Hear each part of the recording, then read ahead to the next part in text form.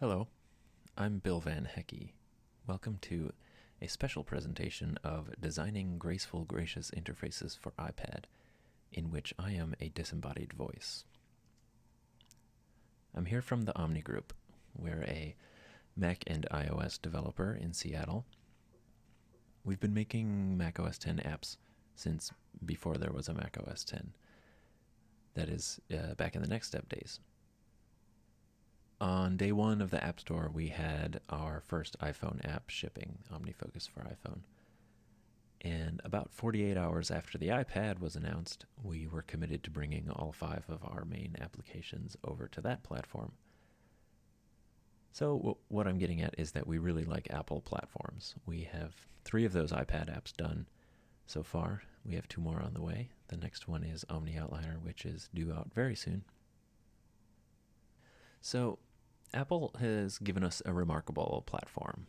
It's well known that constraints can set you free to be more creative, and that's what we have here. We have this limited amount of RAM and storage. We have no expansion to speak of. We have this little 9-inch screen, but at the same time, we have really flexible developer tools. We have a new, more intuitive and more direct user interface.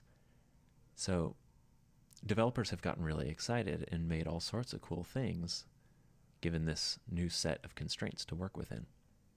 Now, am I talking about this or am I talking about this? Well, really I'm talking about both, because this is not the first time that Apple has rebooted the way that we think about computers. So in both of those cases, we have this new, bigger audience. We are also reaching people in more places and more times of their lives. And in the case of the iPad, people have been trained by iPhone to expect straightforward, foolproof interactions. So we're going to be held to a new standard of usability and overall agreeableness. First of all, here are a couple of general software design guidelines that I think are especially important for the iPad. One of them is that when there's a good precedent for the sort of thing that you're trying to do, especially if the precedent comes from Apple, you should probably just copy it. In a case like that, it's better to be predictable than it is to be original. And when you do that, you can then focus on the bits of your product that are unique to what your product is for. A great example of this is the iWork document picker. Apple figured out how to pick documents, and we pretty much just took that, and we'll see some of that later on. So there will be plenty of times when there's not a clear precedent, and you'll need to come up with something unique. Of course, the thing that you come up with should be in the spirit of the platform. So you should, first of all, sketch wireframes. You should create prototype interfaces, and then you should use those to do usability testing. Now, in the case of OmniGraffle and OmniGraph Sketcher for iPad, those were our first 2 iPad applications. We were developing them before there were iPads out available in the wild. So this didn't just mean software prototypes, it also meant hardware prototypes. We really needed to know how these apps that we were designing were going to feel in people's hands on a device that nobody had tried before. So we used wood and duct tape and whiteboard and plexiglass and 3D printed plastic, and we built a bunch of our own bogus iPads for use around the office with paper prototypes that we had just printed out from OmniGraffle. And we would put these in front of people and say, okay, here, you're presented with this interface. What do you do? Okay, you've tapped that. Now you see this pop over. Now what do you do?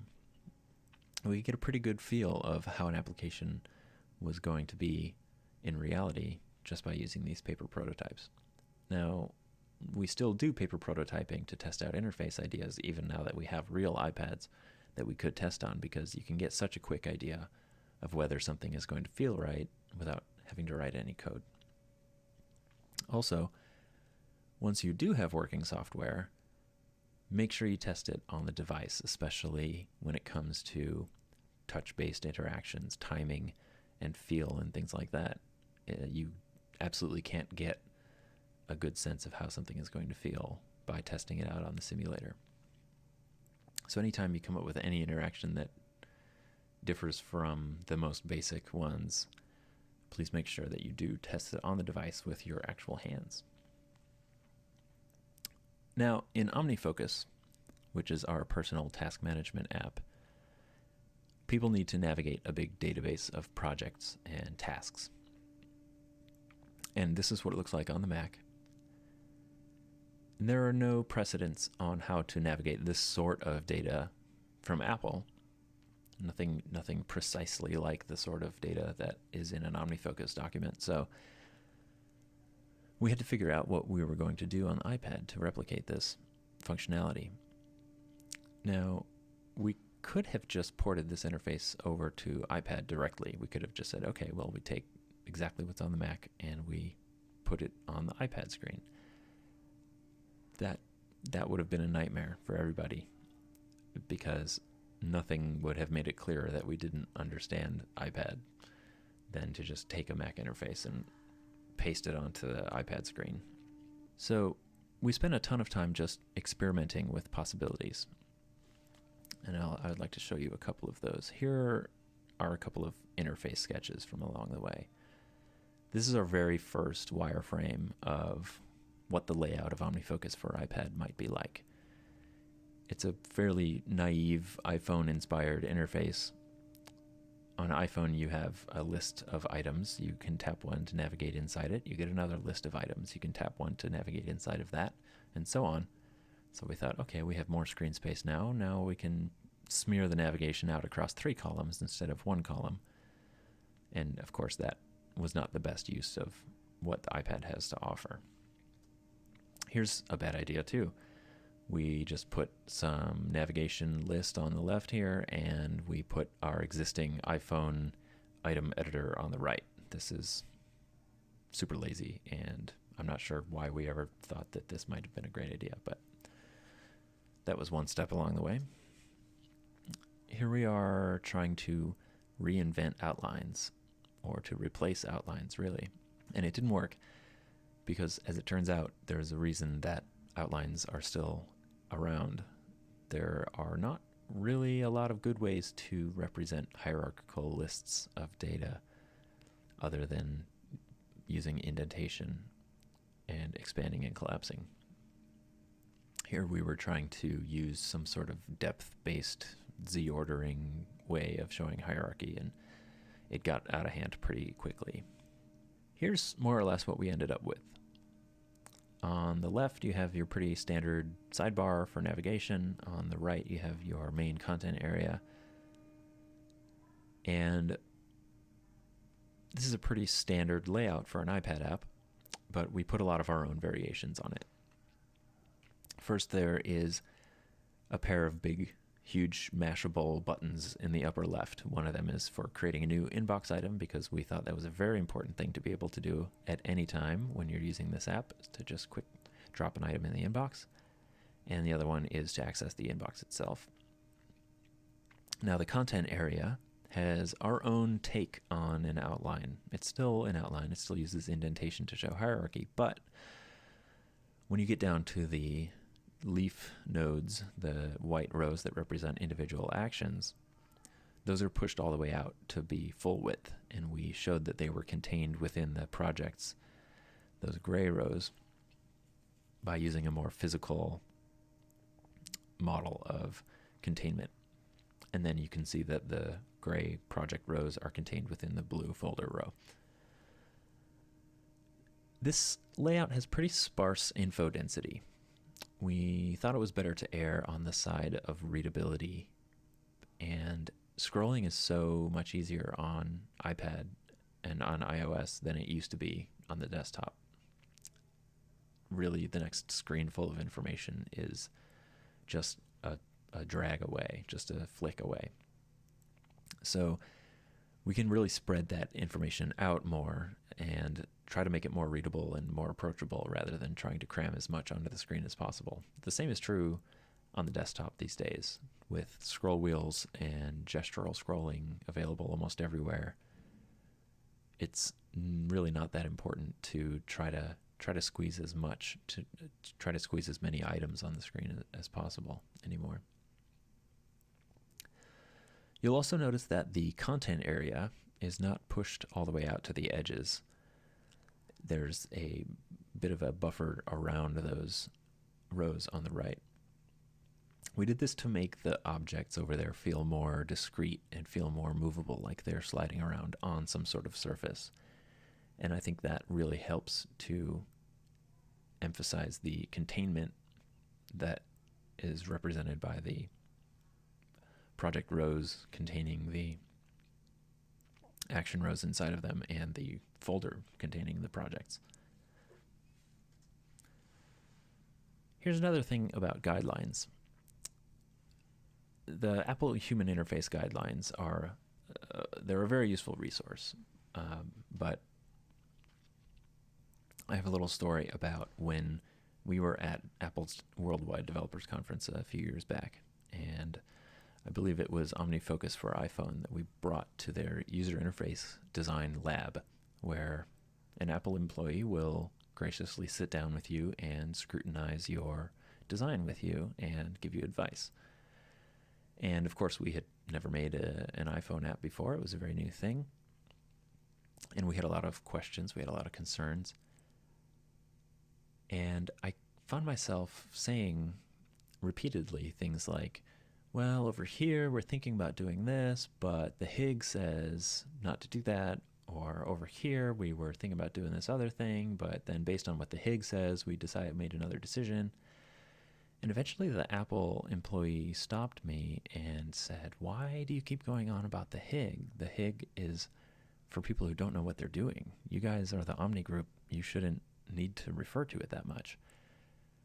Now, he's probably exaggerating when he says that it's for people who don't know what they're doing, but in general, it's true that it's not a rule book. It contains some rules, but it's not a rule book. It's not a complete course in how to design an app.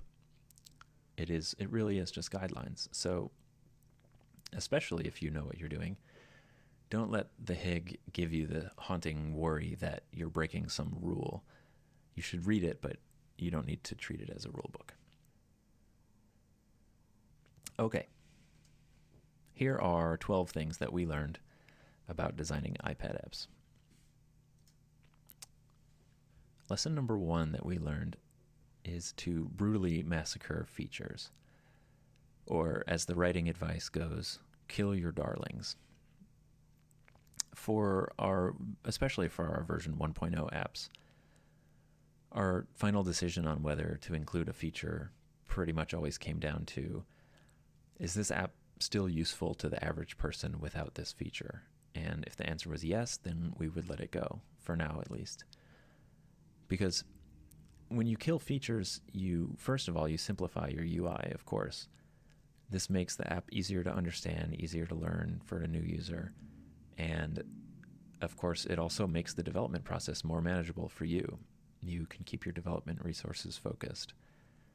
And sometimes a new feature isn't the correct solution to a problem anyway. Some of the other patterns that I'll be talking about in this talk might actually be a better way to solve the problems that you're running into. So second, here's a cautionary lesson.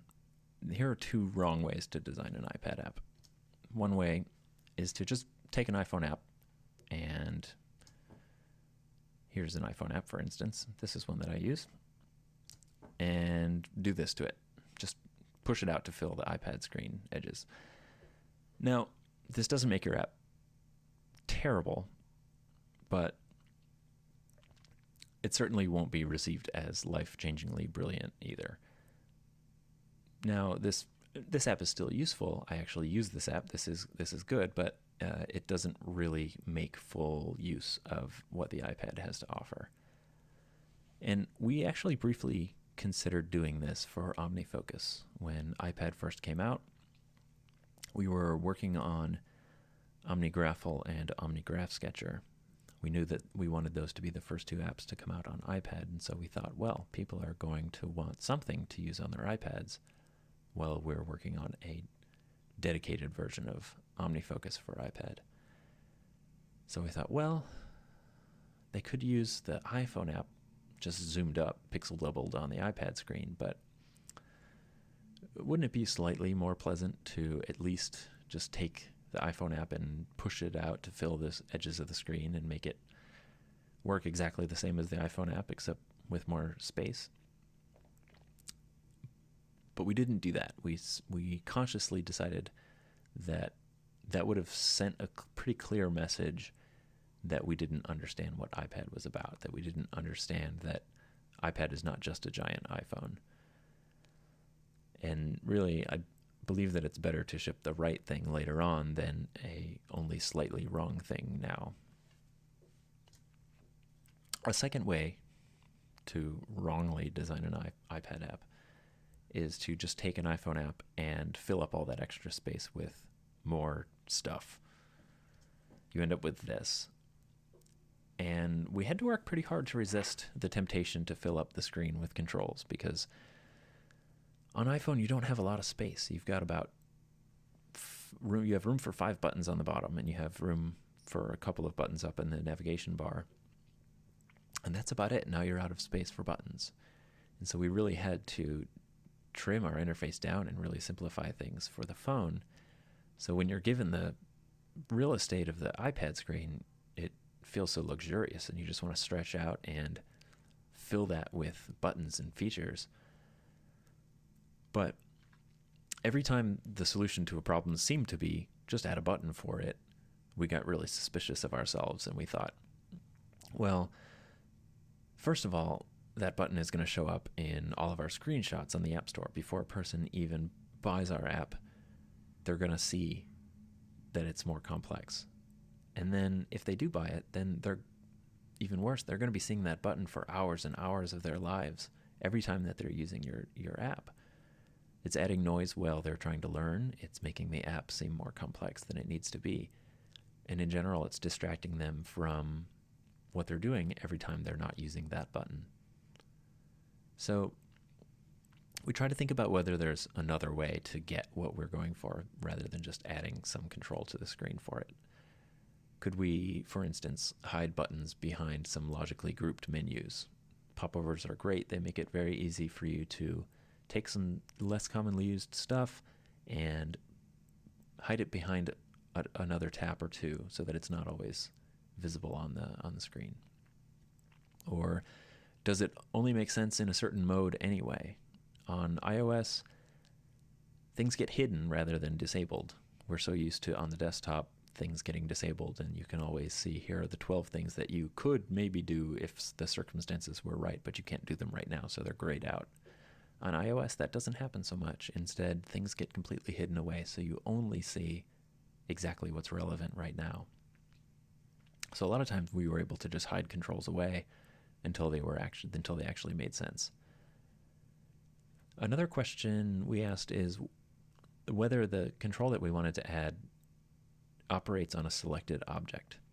We're so used to, on the desktop, selecting an object and then performing an action on it. Well, on iOS, that model is not quite so prevalent. And most of the time when you're trying to operate on an object, you'll use something more like a contextual menu instead.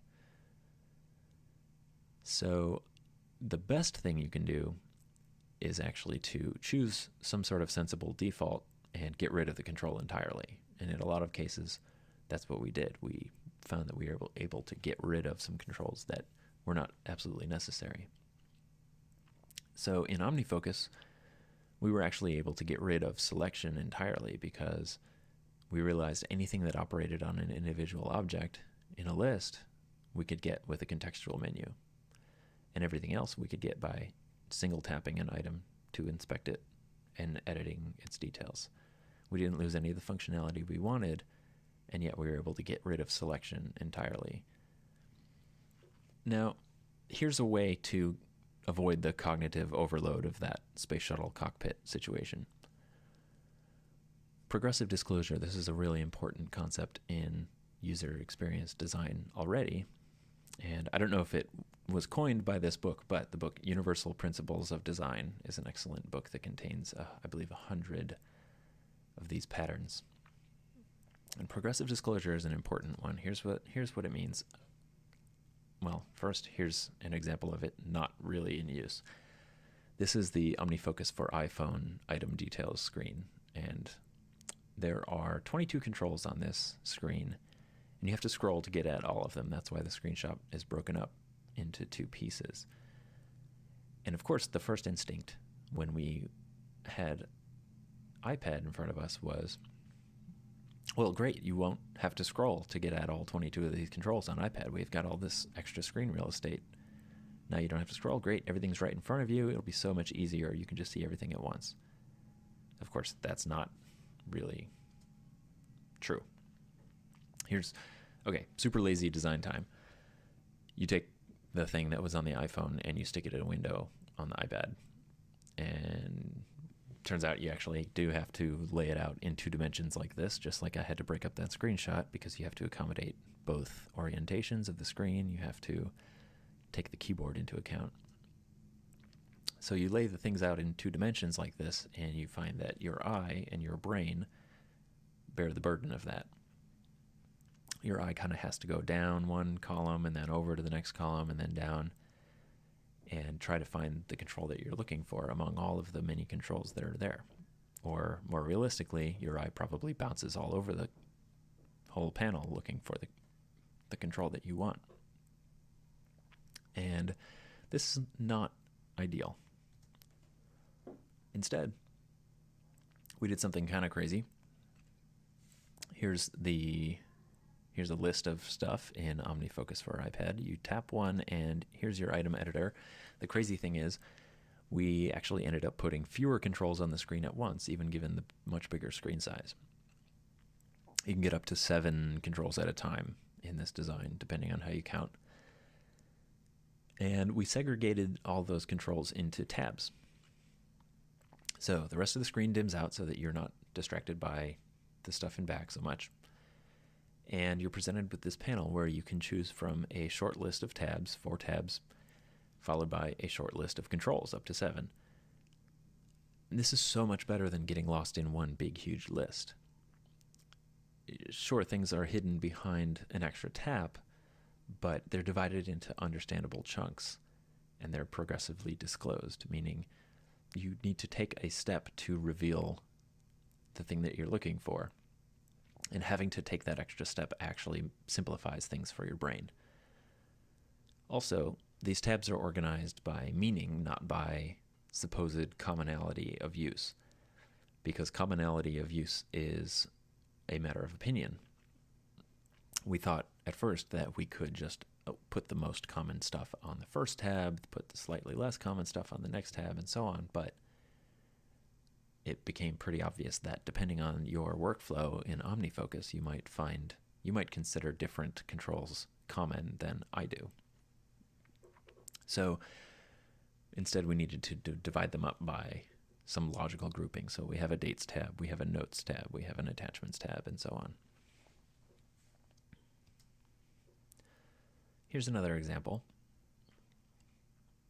One of our engineers had the idea of a forecast in the sidebar. Now, this is a personal task management app, so you've got due dates and you have responsibilities coming up, and it's great to be able to know what day it is today, what's going to be expected of you over the next few days.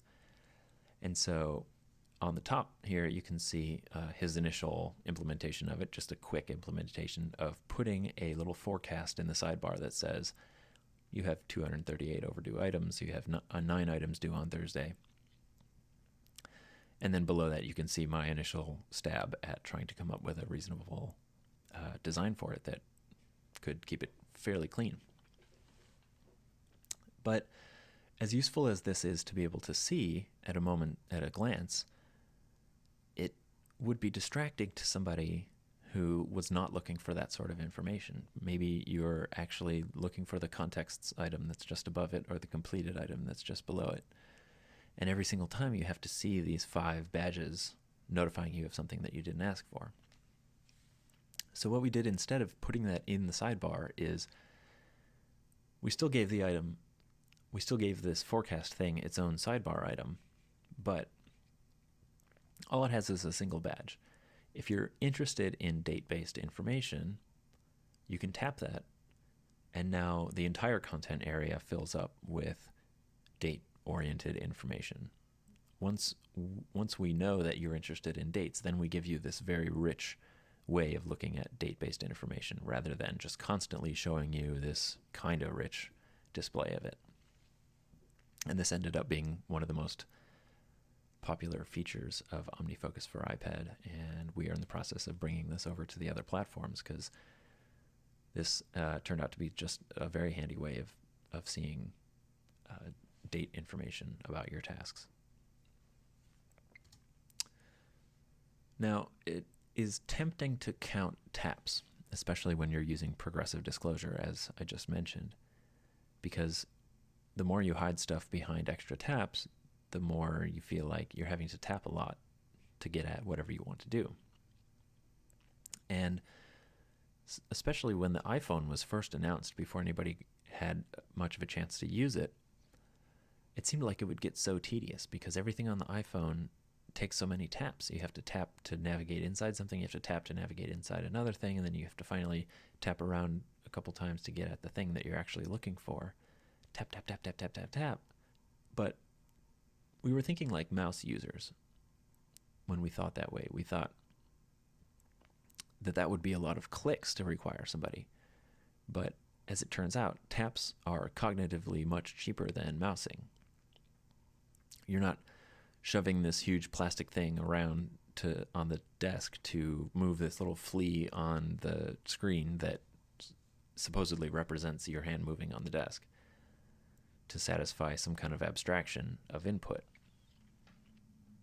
Instead, in a touch-based interface, you see the thing that you want, and then you tap the thing, and then you get it. And so you can easily require twice as many taps as you would have required clicks for the same job. And this means we can progressively disclose with abandon. And the rarer something is, the more acceptable it is to hide it behind a lot of taps. If it simplifies your interface, it's totally fine to hide something behind any number of taps.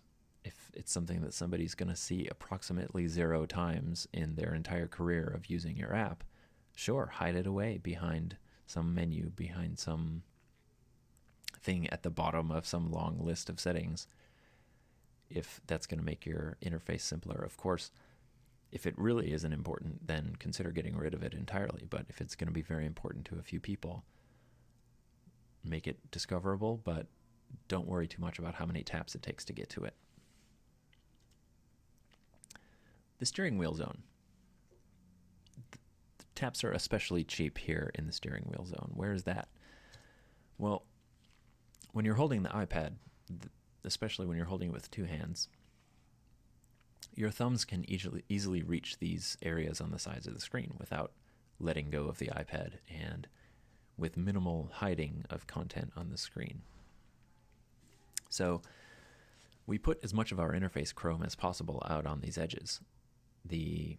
All the sidebar items are accessible, the new inbox item button, the sync button, the new item button on the right, search, the disclosure buttons, the checkboxes, because not only is it easier to interact with that way, but also we realized that we could make the entire center of the screen strictly content.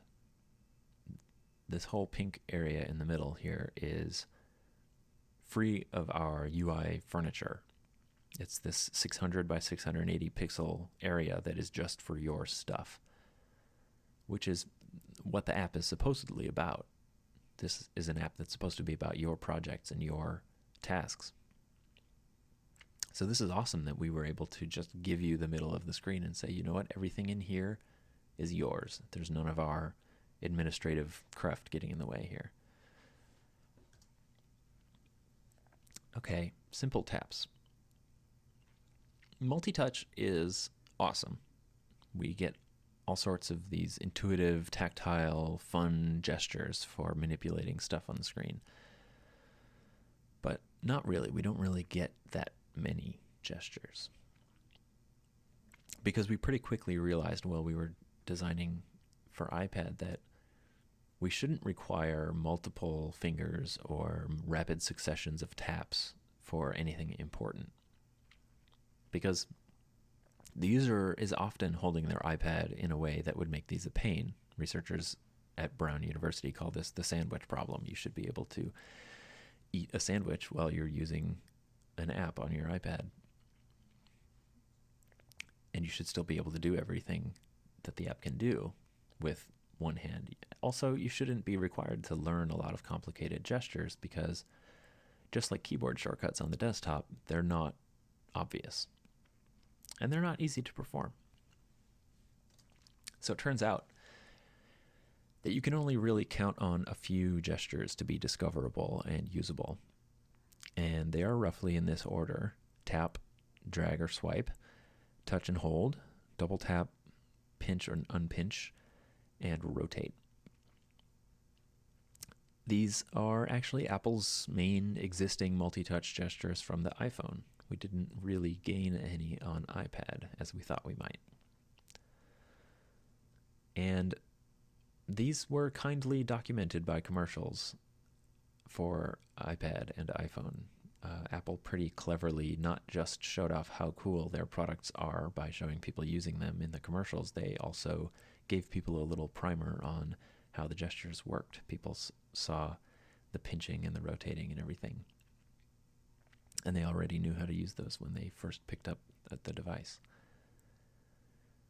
So we do include some exotic gestures kind of as the equivalent of keyboard shortcuts for power users to be able to get at functionality quickly, but we'd still make sure that everything that you can do in the app needs to be possible with pretty much one or two fingers and using these most basic of gestures.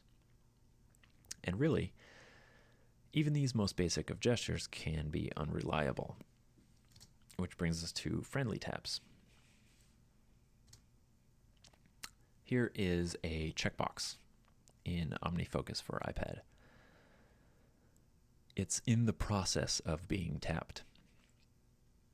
You get this little darkening effect and a little ghostly check mark while your finger is down, and then when you let go, then it takes effect. And if a button doesn't depress or highlight or glow or do anything when you tap it, your app feels slow and it feels unresponsive and unpredictable. Because even though people might not notice this consciously, they feel the uncertainty that builds up every time they have to wait 250 milliseconds to find out if something worked or not. Because your app doesn't always respond right away with the touch up feedback. So having this touch down feedback lets people know that, yes, I have recognized that this tap is happening, and I will do the thing that you are asking me to do as soon as possible. It's kind of shocking to me that all interface elements in all apps across the OS don't do this, because it's so easy to feel like you're tapping something correctly and have actually missed, and you have to wait to find out, did that actually happen? Is it just taking a while to respond, or did I actually miss? Another way to keep taps friendly and reliable, here is the disclosure button on a project and the row of action checkboxes below it. And from the looks of it, you might think that only the opaque pixels inside the checkbox are tappable. You have to tap inside there in order to activate the checkbox. And in fact, in some versions of macOS, if you have an icon on the desktop that, say, has a hole in the graphic of the icon and you happen to click inside that hole, then it doesn't count, which seems kind of silly. But that's what we're used to. But in fact, we made sure to push the tappable area out to to fill the margins of the area that the checkboxes are sitting in. This whole pink area is actually tappable. So even though Apple recommends 44 pixel square tap targets, you can actually afford more space than that without making freakishly large buttons by making the area around the button also tappable.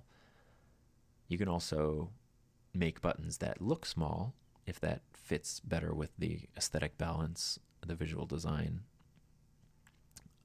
But even though those buttons look small, they still feel fine to use because there's this huge area around the button that's still tappable. And this makes a lot of sense because generally if you tap 1 pixel or 2 pixels outside of the visual bounds of a button, you usually actually meant to tap inside the button. There's not really any other logical way of interpreting where you tapped. Lesson 8 is about forgiveness. And this is already an important concept in UX design, but I think it's especially so on iOS. Because people should feel adventurous when they're using your app. They should feel like they're able to experiment. And really, I think a lot of the philosophy of iOS is about letting people feel like they have power over technology rather than technology has power over them. And a great way to give that feeling is to let people experiment, to let people explore, and to not give people the worry that they're going to break something and they're going to ruin something, which is how people have felt for such a long time on the desktop. And I think this is especially important on a platform like iOS, where interfaces are still experimental and interfaces are still playful and documentation is scarce. You need to let people play around without fear. So here's the document picker in OmniGraffle, and this is very closely modeled after iWork. As I mentioned earlier, this is a case where there's a clear precedent set by Apple of how to browse documents, and we didn't presume to have a big enough improvement on that interaction to compromise the familiarity that people have. So the way that you browse documents in our apps is the same way that you browse documents in Apple's apps. Now, in this interface, there is a new document button in the upper left. And this is supposedly the correct way to create a new document.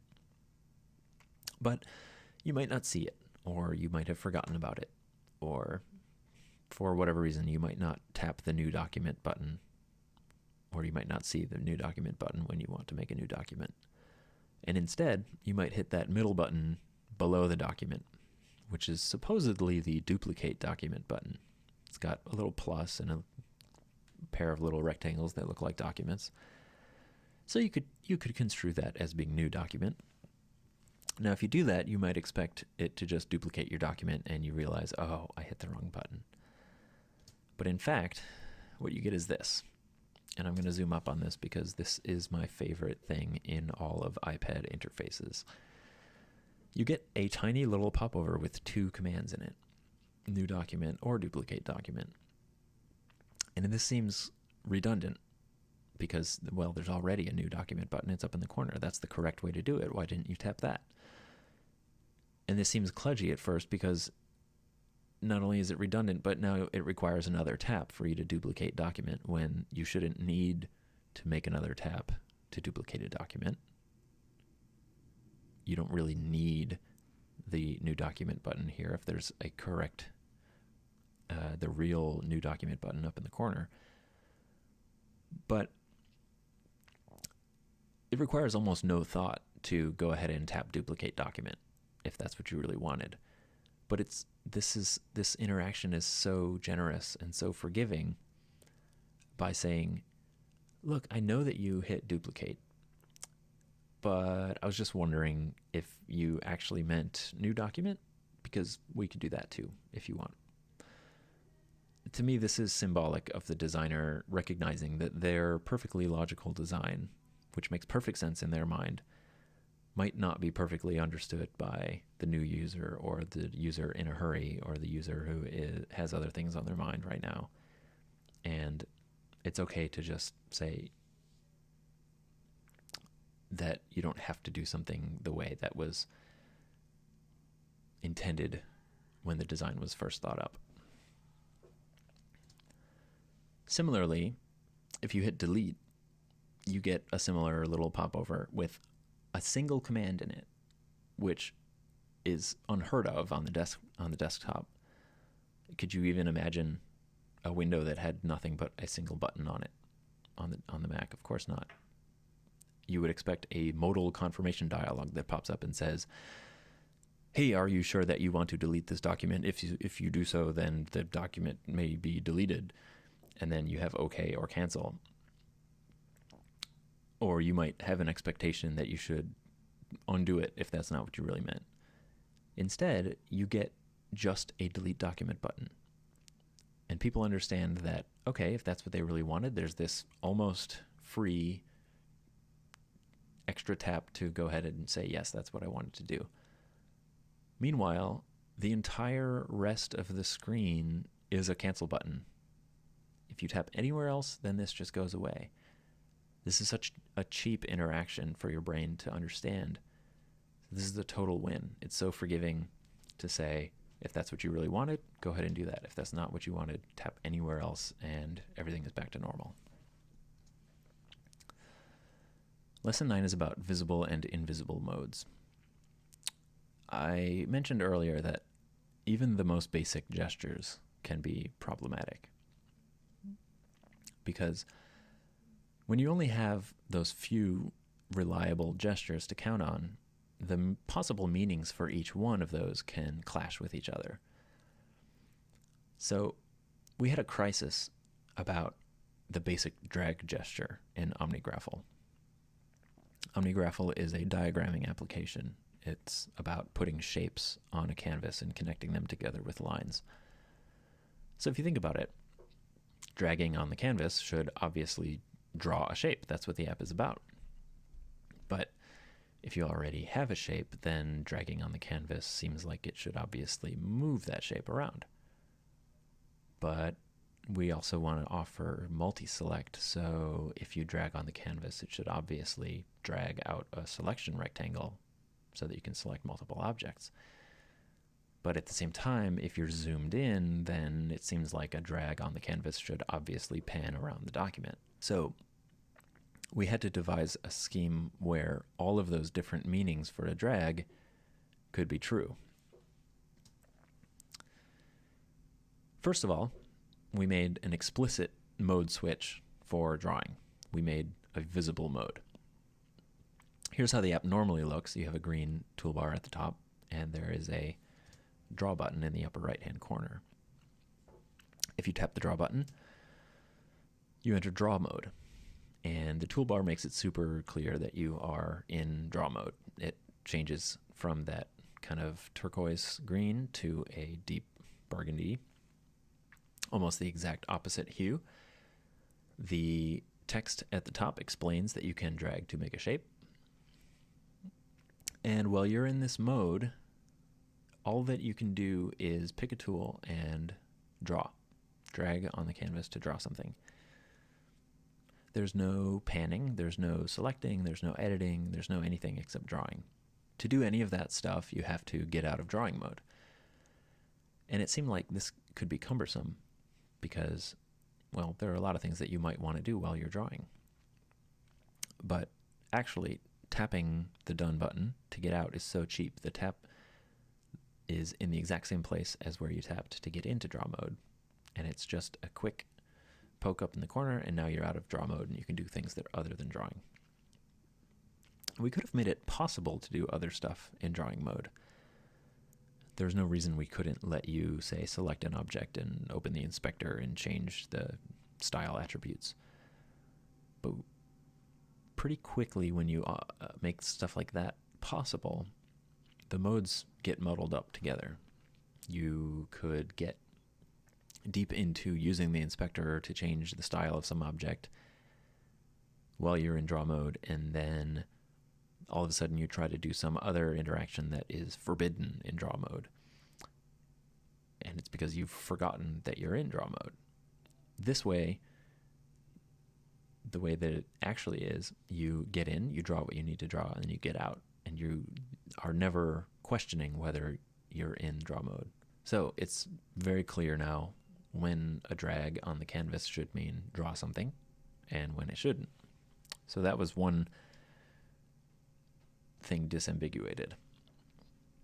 But we still have the question of how to deal with drags in the normal mode. And this is where the invisible modes come in. These are heuristics for how to interpret what the user is trying to do. We've created these modes that don't feel like modes at all and hopefully don't go noticed by the user at all. So here I am zoomed way in on a document, and I have an object selected. When I drag across the screen, what should the app do? Should it pan the view because I'm zoomed in? Should it move the object that I dragged? And you can't just say that dragging on the blank canvas should pan, but dragging on the object should move it, because sometimes there is no blank canvas. Sometimes you're zoomed all the way in such that the entire screen is filled with objects. And what we arrived at for this is complicated. We made it so that touching an object for a tiny, tiny moment and then dragging it moves it. And a drag where your finger is already moving when it hits the surface of the screen, that pans the view. Unless the object is already selected and then it moves. And this seems like a super complicated scheme of modes, but it's only complicated for us. It's not complicated for the user. And it works because the user doesn't need to figure it out. It's based on these barely conscious differences in the way that people give input based on what they want. And this is super hard to get right. And this is where usability testing is crucial, because we had to figure out how many milliseconds do we need to wait before we decide that somebody clearly wants to move an object versus wanting to pan the screen. So we did lots of testing on the device. Once we had it, we did a lot of testing in the simulator before then, hoping that we were getting it right. But there was quite a bit of adjustment once we had the device in our hands. Lesson 10 is about sensible defaults. Now, we already strive to avoid dumping unnecessary preferences on the user. And as it turns out, most preferences on our Mac apps are for one of two things. Either dealing with technical differences in people's setups, because people have different hardware, people have different OS versions, there are lots of different circumstances that people can have, and we need to be able to deal with those. The other type of preference that we tend to have is for optimizing mouse and keyboard input. People have these personalized abstractions for how they want the mouse and keyboard to work, because on the desktop, the keyboard is co-opted for a whole lot of stuff other than text entry, keyboard shortcuts and navigation and so on. And everybody develops their own tastes over the decades for how this abstraction works best for them. But on iPad, we don't have many technical differences. There's such a limited number of hardware setups possible. There are a few devices. There's a handful of OS versions to consider. There's no mouse, and the keyboard is strictly for text input.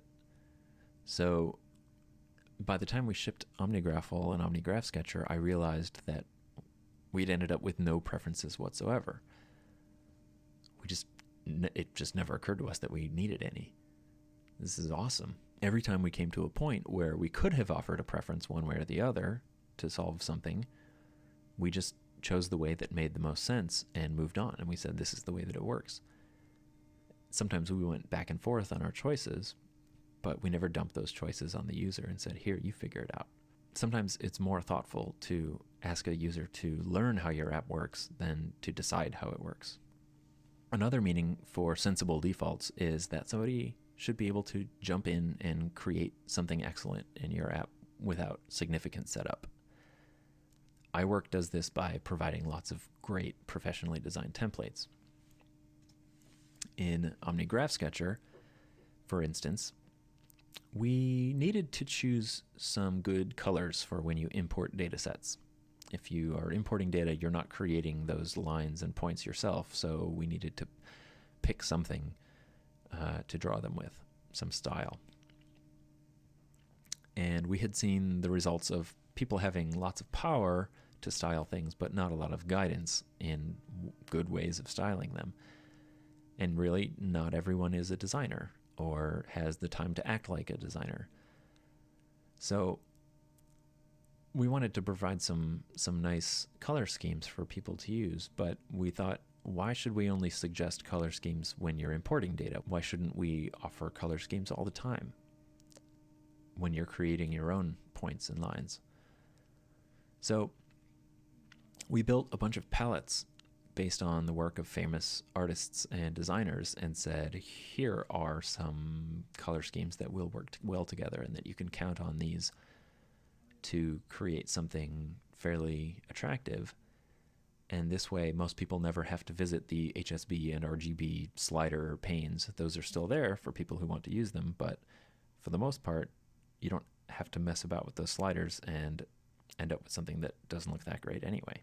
We also spent a ton of time just getting the right default font so that most people would never have to change the default font. We thought about all the different circumstances that people would be reading these graphs. We thought about exporting a graph and posting it up on the web or emailing it to somebody. We thought about holding up your iPad in a group in a classroom and showing something to somebody.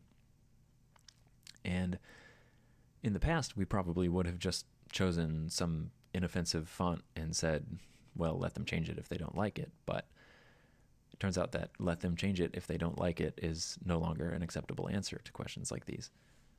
Lesson 11, tactile if not skeuomorphic. Well, skeuomorphic is a popular semi-pejorative term in user experience design these days. It comes originally from archaeology. Researchers found artifacts that were made to resemble more prestigious or more familiar methods of construction, such as pottery that is made to look like baskets, or architectural features of wooden buildings that were reproduced on stone buildings that didn't need them. And for software, this word is for when an interface is made to look like some real-world object. It's not an entirely new thing. It has long been used for desk accessories or desk ornaments, as they were tellingly originally called. These are apps with a single dedicated purpose. You don't spend all day in these apps doing creative work. You just get into them, do the thing that they are intended for, and then you get out. And there's still plenty of it in Apple's own apps, and the iPad Hig obliquely endorses it. And it can be cute and it can be comforting up to a point. But again, these apps don't do a whole lot. Once your app does much more than the real world counterpart did, the metaphor pretty quickly falls apart. So if you look at more versatile apps, they tend to have an interface that is still tactile, but not nostalgic. And when I realized this, I went on a campaign to remove all the little representations of office supplies from our interface in OmniFocus, except for the very abstract and entrenched ones like the open and closed folder icons, which most people don't associate with the actual real-world analog anymore. Here's another way of saying that. The script of Macbeth does not need to be bloodstained and spattered with tears. It needs to be legible. That's from Robert Bringhurst in the book The Elements of Typographic Style, which I highly recommend if you have any interest in conveying information to anyone ever. So when the Hig says to add physicality, that doesn't necessarily mean make apps that pretend to be office supplies. Lesson 12, disappear. Here are some of my favorite iPad interfaces. This is Adobe Ideas. Videos. Simple Note. This one's actually a bit noisy. Pages. How long has it been since we've been left alone with our work like this? From almost the very beginning, computers have always thought that they knew better than we did what we wanted to do and what we should care about from moment to moment. Even setting aside all the controls and the Chrome that the individual apps show you at all times, even setting aside the ability to have open any number of apps at once, the system itself is always saying something like, hey, you have 9 emails, or you better update your OS, or hey dude, it's Thursday, or your computer is at risk. What a crazy thought that technology might leave people alone with their ideas for a little while. How exciting is it to see this in your hand, a totally blank canvas? Has it really taken us this long to give this to people? Now, I wrote this slide before Apple announced Lion, bringing iOS design back to the Mac. But if you're interested in how Apple is doing this, watch the Steve Note from last October and hear all about what they're doing in Lion. But I think a lot of these lessons can help us make better desktop software too. Software that's simpler on the surface, but with more power hidden inside. Software that is more mindful of what the software is really for and how to bring the user there gracefully. And most of all, software that is more respectful of the user's time and attention and work. There's one more thing. The secret lesson is respect. The real reason that I'm so excited about iPad is it seems like a triumph of respect for humans and their work. The apps quietly step out of your way as you're working. The iPad realizes that you have other things to do than mess around with prefs or organize your file system or make sure that you save often enough. It does away with the fussy, abstracted inputs of the mouse and keyboard. And it essentially takes care of almost everything that isn't your work or your play. This is probably my favorite quotation of all time, although I'm taking it way out of context. But I think it's true beyond Ovid's original intent. When the art is concealed, it succeeds. So much of the hard work and the agonizing decisions that developers and designers make are ultimately invisible. People don't see the 25 versions of an interface that we tried before we settled on one of them. They don't see the months and months of engineering that it took to get synchronization working just right. And the surest sign that we did our job right is that people don't think about our software at all. They think about the work that they're doing in our software. Let me give you an example. This is a team of researchers in Pompeii using OmniGraffle to figure out the chronology of artifacts that they've dug up. These folks are doing tremendously important work, and we're so proud to have played some small part in that. And we're so glad that our software was useful enough and unobtrusive enough to replace the ordinary notebooks that they had been using up to that point. I also think it's awesome to see a 2,000-year-old teapot sitting on a MacBook.